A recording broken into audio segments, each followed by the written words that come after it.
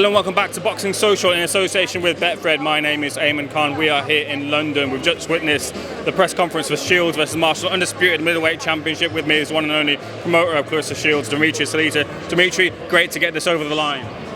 It is. It's been a year in the making with Sky and with Boxer, and for us as a team, many years in the making. So I'm very grateful that we're finally getting close to the finish line. The finish line is going to be September 10th when both of these great champions get in the ring and give boxing fans a great show. Claressa's been herself, her confidence. We've seen a bit more bite on the microphone with Savannah Marshall in the build-up to this, especially today. There, what have you made of that from Savannah? You're saying that Savannah was quiet? No, there was a bit more bite from her. I'm sorry? She was a bit more louder this time. Claressa or Savannah? Savannah. Well, I think that Savannah, realizes how big of an opportunity it is for her, and Claressa was very expressive about what she's going to do on September 10th, and this is so great for the sport of boxing because this is such a real rivalry. Two fighters in the peak of their careers. In recent times, we've seen great rivalries that didn't happen in time. Mayweather versus Pacquiao, and many others. But when they happen in the peak of their career, when the fighters fight in the peak of their careers, we get legacy fights like Leonard versus Hearns, Fury versus Wilder, and the list goes on.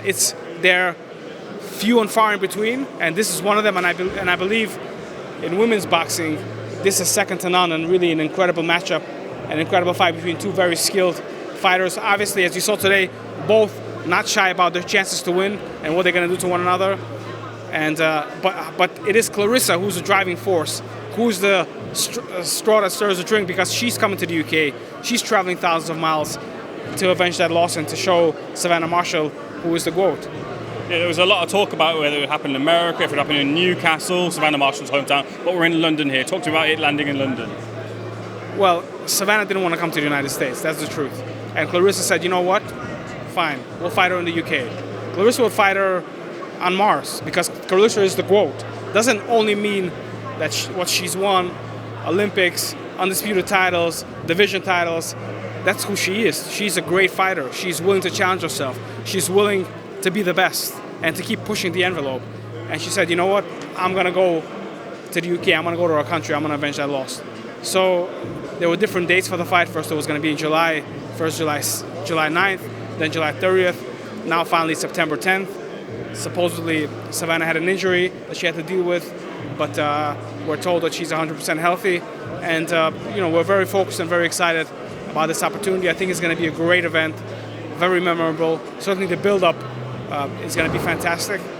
And it is Claressa that made this fight happen.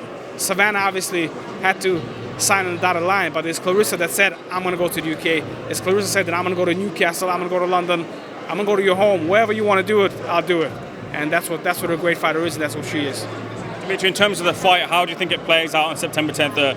Claressa's been confident that she can kind of beat her in any way that Savannah comes forward, but she's ready to deal with anything. But in your mind, how does the fight play out? So first of all, I have a tremendous amount of respect for the Fury family. They are some of the best minds in boxing, great boxing people, tremendous boxing IQ, and I have a tremendous amount of respect for them. They're phenomenal.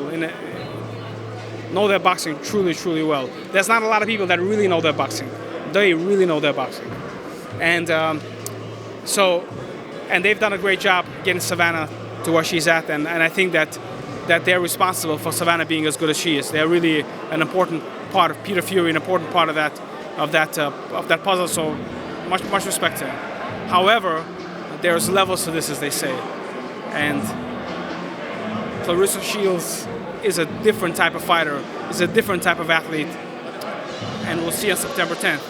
Savannah is good, she's a big puncher, although as an amateur, she has 0 knockouts. She was 61 and 16 with 0 knockouts. And in amateur boxing, especially women's amateur boxing, back in those days, well, it doesn't really matter women's or men's. You have some fighters that train at Planet Fitness and go to fight that are not so good. And you have 0 knockouts, and as a pro, you're laying them out like Tommy Hearns. That's a little questionable.